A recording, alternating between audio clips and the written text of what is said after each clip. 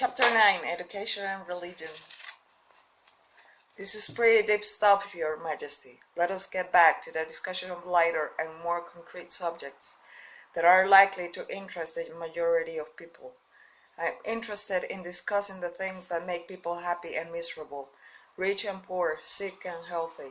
In brief, I'm interested in everything that can be used by human beings to make life pay satisfactory dividends in return for the effort that one puts into the business of living. Very well, let us be definite. You have my idea. Your Majesty has a tendency to stray off into abstract details which most people can neither understand nor use in the solution for their problems. Could that by any chance be a definite plan of yours to answer my question with indefinite answers? If that is your plan, it is a slick trick, but it will not work. Go ahead now and tell me something more of the miseries and failures of human beings growing directly out of indefiniteness. Why not permit me to tell you more of the pleasures and successes of people who understand and apply the principle of definiteness? I observe that sometimes people with definiteness of plan and purpose get what they want, what they ask from life, only to find after they get it that they don't want it. What then? Generally, one gets rid of whatever is not wanted by application of the same principle of definiteness with which the things was acquired. A life that is lived with fullness of peace of mind, contentment, and happiness always divests itself of everything it does not want. Anyone who submits to annoyance by things he does not want is not definite, is a drifter. What about married people who cease to want each other? Should they separate? Or is it true that all marriages are made in heaven and the contracting parties are therefore forever bound by their bargain, even though it might prove to be a poor one for both? First, let me correct that old saying that all marriages are made in heaven. I know some of which were made on my side of the fence. Minds which do not harmonize should never be forced to remain together in marriage or any other relationship. Friction and all forms of discord between minds lead inevitably to the habit of drifting and, of course, to indefiniteness. Aren't people sometimes bound to others by relationship of duty, which renders it impartial for them to take from life what they want most? Duty is one of the most abused and misunderstood words in existence. The first duty of every human being is to himself. Every person owes himself the duty to find how to live fully and happily life. Beyond this, if one has time and energy not needed in the fulfillment of his own desires, one may assume responsibility for helping others. Isn't that a selfish attitude? It is, and isn't selfishness one of the causes of failure to find happiness?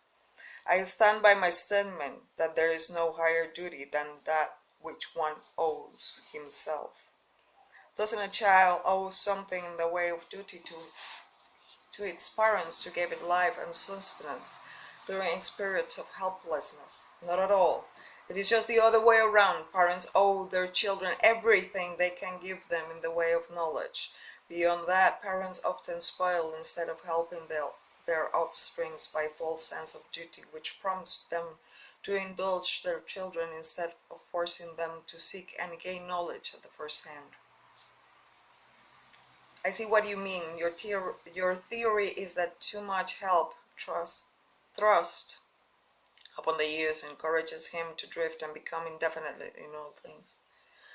You believe that necessity is a teacher of grace, sagacity, that defeat carries with it the equivalent virtue, that unearned gifts of every nature may become a curse instead of a blessing. Is that correct?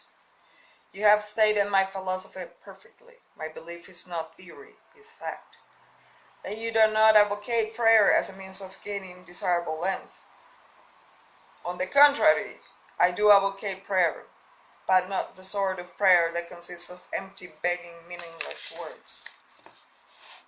The sort of prayer against which I am helpless is the prayer of definiteness of purpose. I never thought of definiteness of purpose as being a prayer. How can it be? Definiteness is in effect the only sort of prayer upon which one can rely. It places one in the way of using hypnotic rhythm to attain definite ends, but the mere act of appropriating it from the great universal storehouse of infinite intelligence. The appropriation, in case you are interested, takes place through definiteness of purpose, persistently pursued. Why do the majority of prayers fail? They don't. All prayings breed that which one prayers. But you just said that definiteness of purpose is the only sort of prayer upon which one can rely. Now you say that all prayers bring results. What do you mean? There is nothing inconsistent about it. The majority of people who pray go to prayer only after everything else fails them. Naturally, they go with their minds filled with fear that prayers will not be answered. Well, their fears are realized. The person who goes to prayer with definiteness of purpose and faith in the attainment of that purpose puts into motion the laws of nature, which transmute one's dominating desires into their physical equivalent. That is, there is no prayer. One form of prayer is negative and brings only negative results. One form is positive and brings definite positive results. Could anything be more simple? People who whine and beg to God to assume responsibility for all their troubles and provide them with all necessities and luxuries of life are too lazy to create what they want and translate it into existence through the power of their own minds. When you hear a person praying for something that he should procure through his own efforts, you might be sure you are listening to a drifter. Infinite intelligence favors only those who understand and adapt themselves to other laws. She makes no discrimination because of fine character, of pleasing personality. These things help people negotiate their way through life more harmoniously with one another. But the source from which prayer is answered is not impressed by fine feathers. Nature's law. Know what you want, adapt yourself by my laws, and you shall have it. Know what you want, adapt yourself to my laws, and you shall have it. Does that harmonize with the teachings of Christ? Perfectly. It also harmonizes with the teachings of a truly great philosophers. It is your theory of definiteness in harmony with the philosophy of men of science. Definiteness is the major difference between a scientist and a drifter. Through the principle of definiteness of purpose and plan, the scientist forces nature to hand over her most profound secrets. It was through this principle that Edison uncovered the secret of the talking machine and the incandescent electric light, and scores of other benefits for mankind. Then I understand that definiteness is the first requisite for success in all earthly undertakings. Is that right? Exactly. Anything which teaches people to examine facts and coordinate them into definite plans through accurate thinking is hard on my profession. If this thirst for definite knowledge now spreading over the world keeps up, my business will be shot to pieces within the next few centuries. I thrive on ignorance, superstition, intolerance, and fear. I cannot stand up under definite knowledge properly organized into definite plans in the minds of people who think for themselves. Why do you not take over omnipotence and manage the whole works in your own way? You might as well ask why the negative portion of the electron doesn't take over the positive portion and run the entire works. The answer is that both positive and negative charges of energy are necessary to the existence of the electron. One is balanced equally against the other, stalemated, as it were. So it is with what you call omnipotence and I. We represent the positive and negative forces of the entire system of the universes, and we are equally balanced one against the other. If this power of balance were shifted the slightest degree, the whole system of universes will become quickly reduced to a mass of inert matter. Now you know why I cannot take over the whole show and run it my way. If what you say is true, you have exactly the same power as omnipotence. Is that true? That is correct. So it's not omnipotence. That is correct, my opposition, what you call omnipotence, which is wrong. I'm just saying, it's not omnipotent. Expresses itself through the forces which you call good, the positive forces of nature. I express myself through the forces you call bad, the negative forces. Both good and bad are coincidental with existence. One is as important as the other. With the doctrine of predestination is sound. People are born to success or failure, misery or happiness, to be good or bad, and they are nothing to do with this, nor can they modify their nature. Is that your claim? Emphatically not. Every human being has a wide range of choice in both his thoughts and his deeds. Every human being can use his brain for the reception and expression of positive thoughts, or he can use it for the expression of negative thoughts. His choice in this important matter shaped his entire life. From what you have said, I gather the idea that human beings have more freedom of expression than either you or your opposition. Is that correct? From what you have said, I gather the idea that human beings have more freedom of expression than either you or your opposition. Is that correct? That is true. Omnipotence and I are bound by immutable laws of nature. We cannot express ourselves in any matter not conforming to these laws. Then it is true that man has rights and privilege not available to omnipotence or the devil. Is that true? Yes, that is true. But you might well have added that man has not yet fully awakened to the realization of this potential power. Man still regards himself as something resembling the worms in the dust, when in reality he has more power than all the living things combined. Definiteness of purpose seems to be a panacea for all evils of man. No, not that perhaps, but you might be sure no one ever will become self-determining without it. Why aren't children taught definiteness of purpose in the public schools? For the reason that there is no definite plan or purpose behind any school curricula. Children are sent to school to make credits and to learn how to memorize, not to learn what they want to live. What they want out of life. What good in a school credit if one cannot convert it into material and spiritual needs of life? I am only a devil, not an unwinder of riddles. I reduce from all you say that neither the schools nor the churches prepare the youth of the world with a practical working knowledge for their own minds. Is anything of more importance to human being than an understanding of the forces and circumstances which influence his own mind? The only thing of enduring value to any human being is a working knowledge of his own mind. The churches do not permit a person to inquire into the possibilities of his own mind. The schools do not recognize that such thing as a mind exists. Aren't you a little hard on the schools and churches? No. I am merely describing them as they are, without bias or prejudice. Aren't the schools and churches your bitter enemies? Their leaders may think they are, but I am impressed only by facts. The truth is, if you must know it, that the churches are most helpful allies, and the schools run the churches as close second.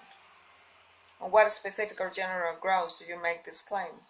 On the grounds that both churches and the schools help me to convert people to the habit of drifting. Do you realize that your charge is substantially a sweeping indictment of two institutions of major importance which have been responsible for civilization in its present form? Do you realize it? Man alive, I gloat over it. If the schools and churches had taught people how to think for themselves, would I be now? This confession of yours will delusion millions of people whose only hope for salvation is in the churches. Isn't that a cruel thing to do to them? Wouldn't most people be better off living the bliss of ignorance than to know the truth about you? What do you mean the term salvation? From what are people being saved? The only form of enduring salvation that is worth a green fig to any human being is that which comes from the recognition of the power of his own mind. Ignorance and fear are the only enemies from which men need salvation. You seem to hold nothing sacred. You're wrong. I hold sacred the one thing which is my master. The one thing I fear. What is that? The power of independent thought backed by definiteness of purpose. Then you don't have many people to fear. Only 12 of every 100 to be exact. I control of others. Let's give the churches a rest and get back to the public schools. Your confession has shown clearly that you thrive and perpetuate yourself from one generation to another by the clever trick of taking over the minds of children before they have the chance to learn how to use their minds.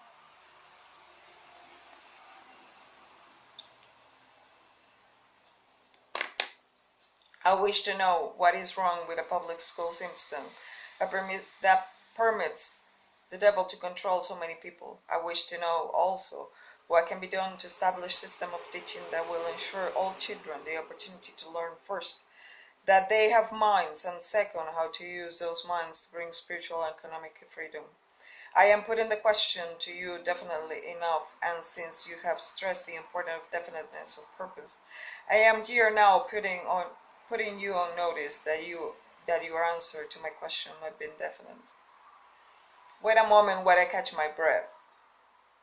You have given me quite an order. It seems strange that you will come to the devil to learn how to live. I shall think you should go to my opposition. Why don't you? Your Majesty, it is you who are in trial here, not I. I want the truth, and I am not particularly as to the source which I get it. There is something radically wrong with the system of education that has given us a balance sheet which life that shows us hopelessly in the red and groping for the road of self-determination as if we were so many animals lost in the jungle. I want to know two things about the system. First, what is the major weakness of the system? Second, how can this weakness be eliminated? The floor is yours again. Please strike to the question and stop trying to decoy me into discussion of deep, abstract subjects. That's definite, isn't it? You leave me no choice but that of direct answer. To begin with, the public school system approaches the subject of education from the wrong angle. The school system endeavors to teach children to memorize facts instead of teaching them how to use their own minds. Is that all that is wrong with the system? No, that is only the beginning. Another major weakness of the school system is that it does not establish in minds of children either the importance of definiteness of purpose or make any attempt to teach youth how to be definitely about anything. The major object of all schooling is to force these students to cram their memories with facts instead of teaching them how to organize and make practical use of facts. This cramming system centers the attentions of students on the accumulation of credits, but overlooks the important question of how to use knowledge in the practical affairs of life. This system turns out graduates whose names are inscribed upon parchment certificates, but whose minds are empty of self-determination. The school system got off to a bad start at the beginning. The schools began as institutions of higher learning, operated entirely for the selected few whose wealth and family entitled them to education. Thus, the entire school system was evolved by beginning at the top and working back down to the bottom. It is no wonder that the system neglects to teach children the importance of definiteness of purpose when the system itself has literally evolved through indefiniteness. What will correct the weakness of the public school system? Let us not complain of the weakness of the system unless we are prepared to offer practical remedy with which it can be corrected. In other words, while we are discussing the importance of definiteness of plan and purpose, let us take our own medicine and be definite. But don't you laid off the schools and churches and saved yourself plenty of trouble? Don't you know that you are poking your nose into affairs of the two forces that control the world? Suppose you don't show up the schools and the churches as being weak and inadequate for the needs of human beings. But then, with what are you going to replace these two institutions? With something that works, that teaches people how to think. That would be better than churches to just disappear altogether. Stop trying to evade my questions by the old trick of asking a counter question. I do not propose to replace the schools and churches, but I do propose to find out what I can, how. But I do propose to find out, if I can, how these organized forces can be modified so they will serve people instead of keeping them in ignorance. Go ahead now and give me a detailed catalog of all the changes in the public school system which will provide it. So you want the entire catalog, do you? Do you want the suggested changes in order of their importance? Describe the changes needed just as they come to you. You're forcing me to commit an act of treason against myself, but here it is. Reverse the present system by giving children the privilege of leading in their own school work instead of following orthodox rules, designed only to impart abstract knowledge. Let instructors serve as students and let the students serve as instructors. As far as possible, organize all school work into definite methods through which the student can learn by doing and direct the class work so that every student engages in some form of practical labor connected with the daily problems of life. Ideas are the beginning of all human achievement. Teach all children how to recognize practical ideas that may be of benefit in helping them acquire whatever they demand of life. Teach the students how to budget and use time, and above all, teach the truth that time is the greatest asset available to human beings and the cheapest. Teach the student the basic motives by which all people are influenced and show how to use these motives in acquiring the necessities and luxuries of life.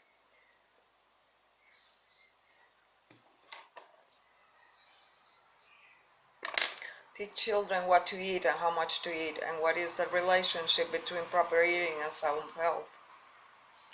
Teach children the true nature and function of the emotion of sex, and above all, teach them that it can be transmuted into driving force, capable of lifting one great heights of achievement.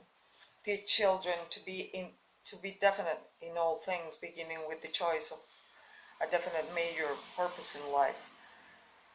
Teach children the nature of and possibility for good and evil in the principle of habit, using as illustrations with which to dramatize the subject, the everyday experiences of children and adults. Teach children how habits becomes fixed through the law of hypnotic rhythm and influence them to adopt, while in the lower grades, habits that will lead to independent thought. Teach children the difference between temporary defeat and failure, and show them how to search for the seed of an equivalent advantage which comes with every defeat. Teach children to express their own thoughts fiercely and to accept or reject at will all ideas of others, reserving to themselves always the privilege of relying upon their own judgment. Teach children to reach decisions promptly and to change them, if at all, slowly and with reluctance, and never without a definite reason.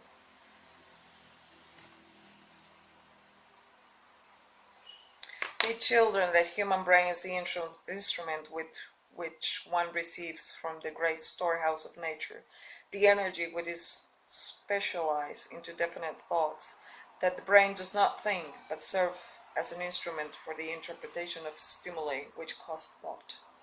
Teach children the value of harmony. The value of harmony. Teach children the value of harmony in their own minds, and that is attainable only through self-control. Sorry. Teach children the nature and value of self-control. Teach children that there is law of increasing returns which can be and should be put into operation as a matter of habit by rendering always more service and better service than it is expected of them. Teach children the true nature of the golden rule, and above all, show them that through the operation of this principle, everything that they do and for another, they do also to and for themselves. Teach children not to have opinions unless they are formed from facts or belief which may reasonably be accepted as fact. Teach children that cigarettes, liquor, narcotics, and overindulgence in sex destroy the power of will and lead to the habit of drifting. Do not forbid these evils, just explain them. Teach children the danger of believing anything merely because their parents' religion instructs or someone else says so. Teach children to face facts, whether they are pleasant or unpleasant, without resorting to subterfuge or offering alibis. Teach children to encourage the use of their sixth sense through which ideas present themselves in their minds from unknown sources and examine all such ideas carefully. Teach children the full import of the law of compensation as it is interpreted by Ralph Waldo Emerson, and show them how the law works in the small everyday affair of life. Teach children the definiteness of purpose, baked by definiteness plans persistently and continuously applied, is the most efficacious form of prayer available to human beings. Teach children that the space they occupy in the world is measured definitely by the quality and quantity of useful service they render the world. Useful service. Teach children there is no problem which does not have an appropriate solution, and that the solution often might be found in the circumstance creating the problem. Teach children that the only real limitations are those which they set upon or permit others to establish on their own minds. Teach them that man can achieve whatever man can conceive and believe. Teach them that man can achieve whatever man can conceive and believe. Teach children that all schoolhouses and textbooks are elementary implements which might be helpful in the development of their minds, but that the only school of real value is the great university of life, wherein one has the privilege of learning from experience. Teach children to be true to themselves and at all times, since they cannot please everybody, therefore to do a good job of pleasing themselves.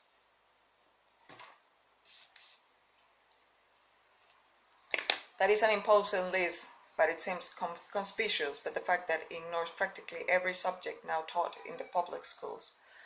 Was that intended? Yes. You ask for a list of suggested changes in public school curricula which will benefit children. Well, that's what you got. Some of the changes you suggest are so unorthodox they will shock most of the educators of today, wouldn't they? Most of the educators of today need to be shocked. A good sound of shock often helps the brain that has been atrophied by habit. Will the changes you suggest for the public schools give the children immunity against the habit of drifting? Yes, that is one of the results the changes will bring, but there are others too. How could the suggested changes be forced into a public school system?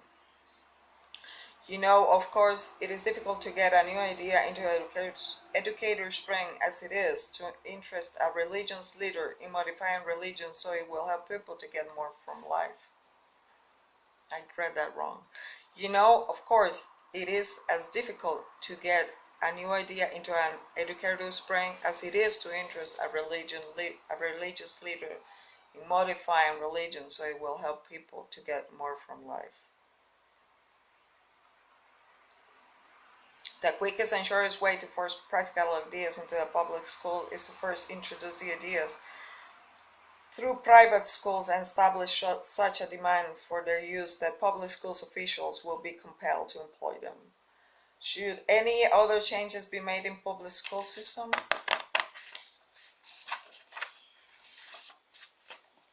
Yes, many. Among other changes needed in all public school programs, in addition of a complete course of training in the psychology of harmonious negotiation between people, All children should be taught how to sell their way through life in the minimum amount of friction. Every public school should teach the principles of individual achievement through which one may attain a position of financial independence. Classes should be abolished altogether. They should be replaced by the round table or conference system such a businessman employ. All students should receive individual instruction and guidance in connection with subjects which cannot be properly taught in groups.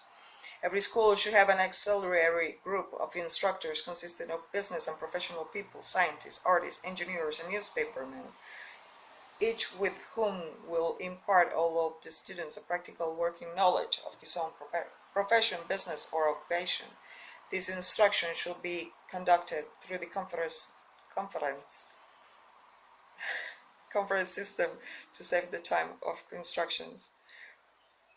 What would you have suggested is, in effect, an auxiliary system of instruction that will give all school children a working knowledge of the practical affairs of life, direct from the original source. Is that the idea?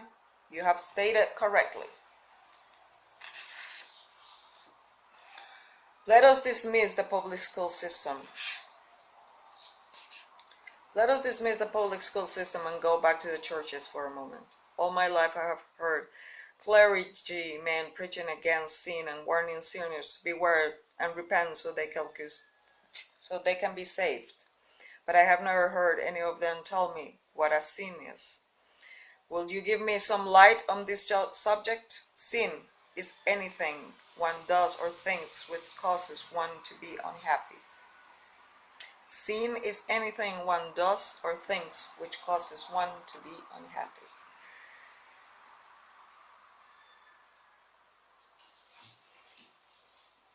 Human beings who are in sound physical and spiritual health should be at peace with themselves and always happy. Any form of mental or physical misery indicates the presence of sin. Name some of the most common forms of sin. It is a sin to overeat because it leads to ill health and misery. It is a sin to overindulge in sex because that breaks down one's willpower and leads to the habit of drifting. It is a sin to permit one's mind to be dominated by negative thoughts of envy, greed, fear, hatred, intolerance, vanity, self-pity, or discouragement because these states of mind lead to the habit of drifting. It is a sin to cheat, lie, and steal because this habit destroys self-respect, subdue one's conscience, and lead to unhappiness. It is a sin to remain in ignorance because that leads to poverty and loss of self-reliance. It is a sin to accept from life anything one does not want because that indicates the unpardonable neglect to use the mind. It is a sin for one to drift through life without definite aim, plan, or purpose? Yes, because this habit leads to poverty and destroys the privilege of self-determination. It also deprives one of the privilege of using his own mind as a medium to contact with infinite intelligence. Are you the chief inspirer of sin? Yes. It is my business to gain control of the minds of people in every way possible. Can you control the mind of a person who commits no sin? I cannot, because that person never permits his mind to be dominated by any form of negative thought. I cannot enter the mind of one who never sins, let alone control it. What is the commonest and most destructive of all sins? Fear and ignorance. Have you nothing else to add to the list? There is nothing else to be added. What is faith?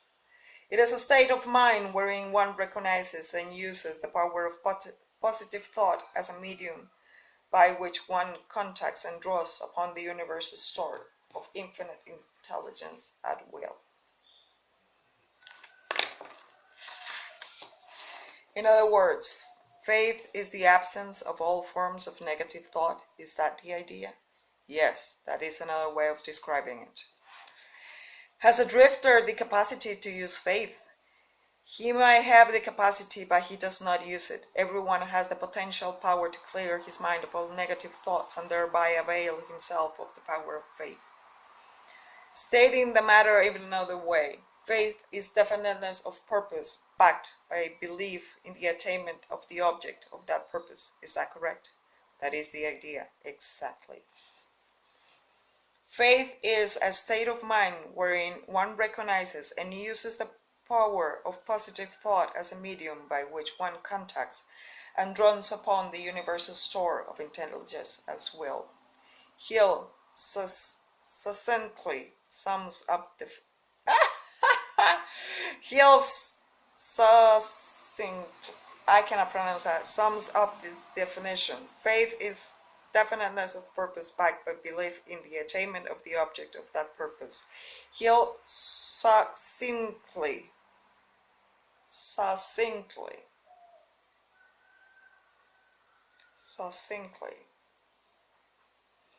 Anyway, faith is definiteness of purpose backed by belief in the attainment of the object of that purpose.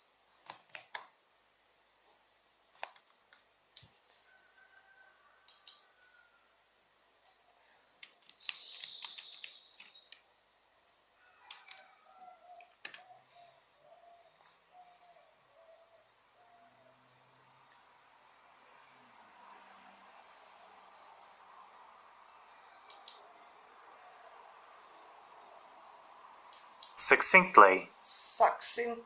I like that. Put Succinctly. succinctly. Succinctly. Succinctly. Succinctly. Succinctly. Succinctly. Succinctly.